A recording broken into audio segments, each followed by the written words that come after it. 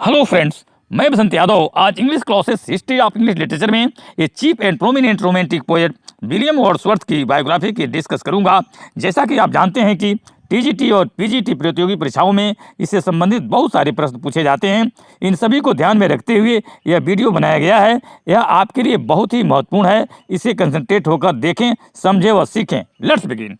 William Wordsworth एक प्रसिद्ध अंग्रेजी कवि थे जिनका जन्म 7 अप्रैल 1770 में लेक डिस्ट्रिक्ट अर्थात जलाशयों के प्रदेश में हुआ था, जिन्होंने अंग्रेजी रोमांटिक मूवमेंट में एक केंद्रीय भूमिका निभाई थी। वह 1798 में सैमुअल टेलर कोलरिज के साथ लिरिकल बैलेट्स के संयुक्त प्रकाशन के साथ इंग्लिश लिटरेचर में रोमांटिक युग की शुरुआत के लिए जाना जाता है। विलियम वर्ड्सवर्थ जॉन वर्ड्सवर्थ और एन कुक्सन से पैदा हुए 5 बच्चों में से दूसरे थे।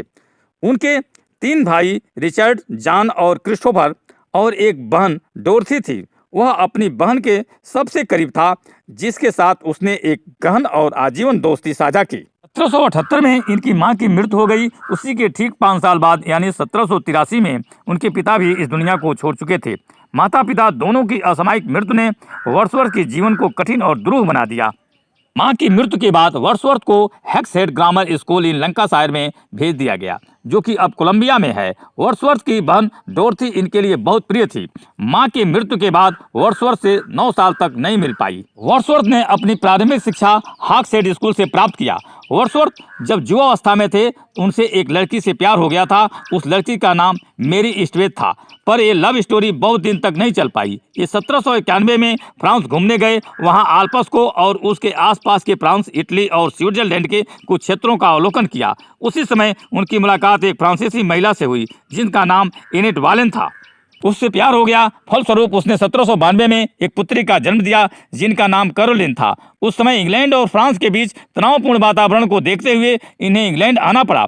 दिन प्रतिदिन हालत और बिगड़ते गए और वर्ड्सवर्थ के लगने लगा कि एनेट वालेन से चाहते हुए भी शादी नहीं कर सकते, लेकिन उसकी मदद के लिए वर्ड्सवर्थ हमेशा तैयार रहे।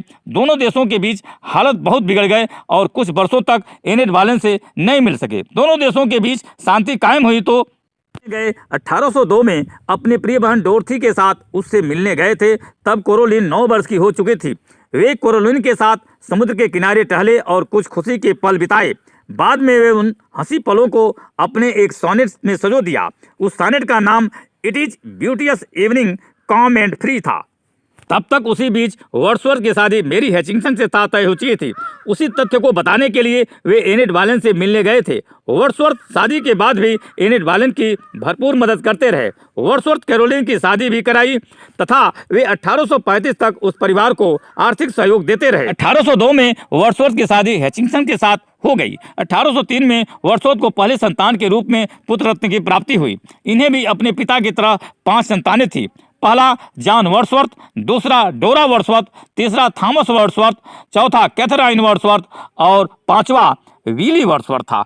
वर्ड्सवर्थ अंग्रेजी के प्रमुख रोमांटिक कवियों में से एक थे। इनके युग को रोमांटिक युग भी कहा जाता है। ऐसा माना जाता है कि वर्ड्सवर्थ के लिरिकल बैलेट्स, जिसका प्रकाशन इनके और एसटी कोलरिज के साझा से हुआ था, इसलिए इसके द्वारा इस युग का नाम रोमांटिक युग पड़ गया। लिरिकल बैलेट्स का प्रकाशन 1798 में किया था। इनकी द रेक्लूज की रचना, जिसमें प्रकृति, मानव और समाज का वर्णन है, यह एक लंबी रचना है जिसमें यह अपने भ्रमण का वर्णन किया है। इसको 1888 में प्रकाशित किया गया। होम एट ग्रासमेयर इस किताब की पहली बुक थी। द एक्सकर्जन यानी भ्रमण को द रेक्लूज के दूसरे बुक के रूप में रखा गया और इसकी तीसरी किताब कभी पूरी ही नहीं हुई। द एक्सकर्जन की रचना वर्ड्सवर्थ ने 1802 में शुरू की और प्रकाशित 1814 में हुई। इसमें कुल 9 बुक्स हैं। यह रचना द रिक्लूज का ही एक हिस्सा है। 1805 में इन्होंने द प्रिलूड समाप्त किया, जो कि 14 बुक्स में बटा हुआ है। इसकी रचना वर्ड्सवर्थ ने 1799 में शुरू किया और 1805 में पूरा किया। इसका प्रकाशन इनकी मृत्यु के पश्चात किया। वर्ड्सवर्थ के संपूर्ण रचनाओं में प्रायः ये आदर्श समाज रूप से नहीं मिलते। क्रमशः कवि ने फ्रांसीसी क्रांति की असफलता देखी और उन उच्च आदर्शों का भी पतन देखा, जिसका वे सपने देखा करते थे। कवि अब दुखी, क्रूर तथा परंपरावादी हो चले और अपनी वृद्धावस्था में यहाँ तक हठधर्मी हो गए कि उन्होंने अपने पुराने आदर्शों को ठुकराकर अंग्रेजी पार्लियामेंट के अनेक प्रस्तावों का विरोध किया, जो मनुष्य को विशेष राजनीतिक तथा सामाजिक अधिकार दे रहे थे। वर्ड्सवर्थ का समस्त जीवन काव्य साधना में बीता और अपनी बहन डोरथी वर्ड्सवर्थ तथा अपने मित्र कोलरिज के संपर्क में रहकर काव्य रचना आरंभ किया। डोरथी वर्ड्सवर्थ बड़ी सुशिक्षित तथा तीक्ष्ण बुद्धि की महिला थी। उन्होंने वर्ड्सवर्थ का ध्यान प्रकृति सुंदरी की ओर आकर्षित किया और कवि के सम्मुख एक नया आत्मिक स्वप्न अवतरित हुआ। प्रकृति की छाया में कवि के संतप्त हृदय को अपार शांति मिली। अब वह अपनी प्रेयसी को भूल गया। प्रकृति के सुंदरतम आकर्षणों ने उसका मन मोह लिया। पक्षियों के गीतों में, प्रपातों के झरझर में, वायु के मरमर में कवि ने आध्यात्मिक सत्यों का विकास पाया और नागरिक जीवन के प्रति उसकी घृणा बढ़ती गई। अंत में उसने प्रकृति पूजन के नए आदर्श की दुंदुभी बजाई और मानव को प्रकृति की छत्रछाया में विश्राम लेने को आमंत्रित किया। वर्ड्सवर्थ ने अपने मस्तिष्क के विकास की कहानी द प्रेलूड 1850 में लिखी है।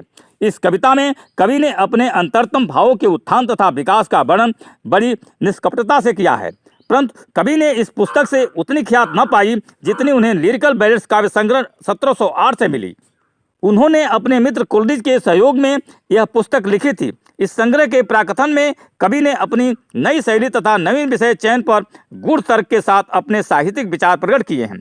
विषय चयन में नवीनता इसलिए है कि उन्होंने ग्रामीण जीवन का मनुष्य तथा ग्रामीण जीवन के परिचित दृश्य की समस्त कविताओं के आधार रखे हैं, और शैली की नवीनता इसलिए है कि लेखक ने केवल वे ही शब्द ग्रहण किए हैं जो ग्रामीण अपने दिनचर्या में प्रयोग करता था। ने भी नवीन विषय चुने। उन्होंने काल्पनिक जगत के वास्तविक जगत पर अवतरित करने का प्रयास किया और इसमें उन्हें अद्भुत सफलता मिली, परंतु वर्ड्सवर्थ का साहित्यिक प्रयास बहुत अंशों में असफल रहा। इसमें संदेह नहीं कि इन नवीन सिद्धांतों को मौलिक रूप से वर्ड्सवर्थ ने ही कार्य रूप में परिणत किया। मिकेल इस संग्रह की सबसे सफल कविता है। इस कविता में कवि दुखद चित्रों में काव्य की मर्यादा प्रतिष्ठित करता है।